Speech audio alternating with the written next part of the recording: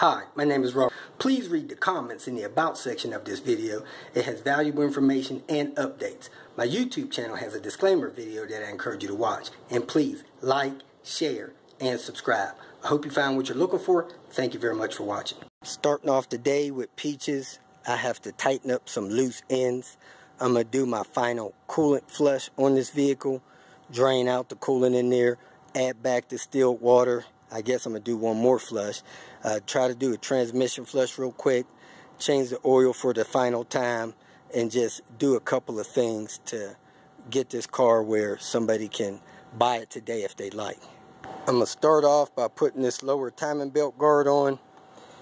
Securing those lines there with the bolt that holds that part in place. And then, like I said, changing the oil.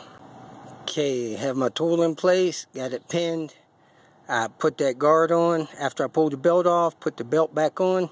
Now I'm going to go ahead and remove this hardware.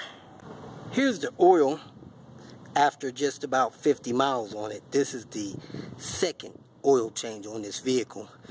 So it has its third fresh oil in the engine. First time I changed it, I put Mobil 1. Second time, I put castor oil, GTX, and the third time, back Mobil oil. So it doesn't take long for the oil to get dirty and contaminated, and I changed this so many times so soon because I was concerned about the oil having fuel in it in this vehicle.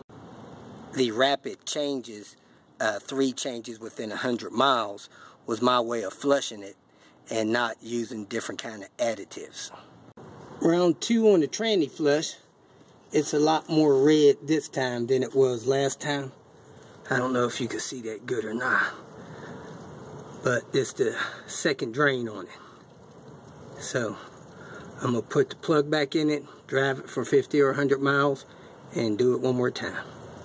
The magnet looks really clean on the second drain. Okay, next to the last coolant flush.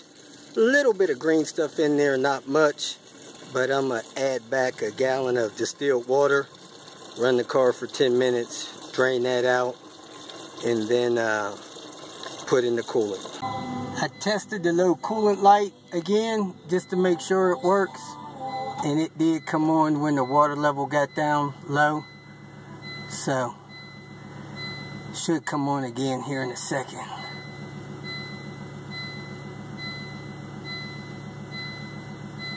I guess the bottle is not going to empty out low enough this time, but it was on a second ago. Let me go see where the level is. The level's up near the top.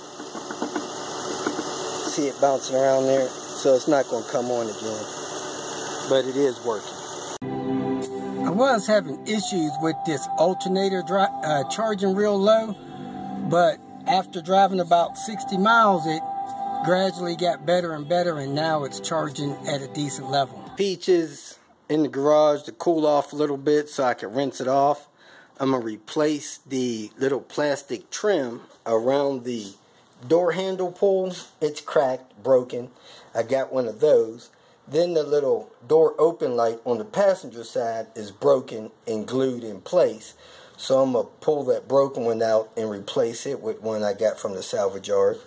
I'm going to replace the fuel filter, and then I'm going to rinse the car off and let somebody see it here in about an hour and a half. The AC on the car seems to kick on and off a little more than I'd like it to. And right now it's on. It's not blowing as cold as it should, and it looks like the pressure's low. So I'm going to service a little bit with some Freon I got from the store. Okay, I got the AC serviced up. Now I'm going to see if I can get this black rub mark off of this fender here before I wash it off and go from there. Yesterday I realized this thing had a busted cup holder, so I have a spare armrest here with a pretty decent cup holder, so I'm going to swap that over. I bled the fuel pressure off up there at the rail. Other than these spider webs down here, this bolt and everything looks pretty good, so I don't anticipate any issues with replacing this fuel filter. Well, it was a little messy, but it's all done. So let's rinse it off and get back to the house.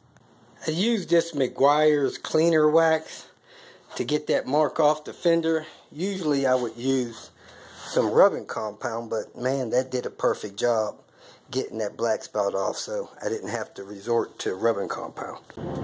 Pep Boys, nice enough to take my old coolant off my hand. Encouraging. So let me head to the post office and home. Previous owner had a bad headrest, and he jammed something in this piece up here to try to stop it from tilting down. So he really damaged it, so I went and got another one out of the salvage yard. That one should hold that sun visor better. Okay, I just added my Lucas fuel injector cleaner in there. I got about 14 gallons in there, so I did just about an entire bottle. I replaced the cabin air filter, but as you can see, the one that was in there wasn't even really in need of being replaced. It was just older. So whoever had this vehicle before the guy I got it from really had it maintained, because that cabin air filter must have been brand new when they turned it over to him. And it's a Volvo, and he only drove the car for 2 years. If you feel that this information was useful, please like it and share it with your social media friends. You can subscribe to my channel so that you will get notifications of future videos that I post.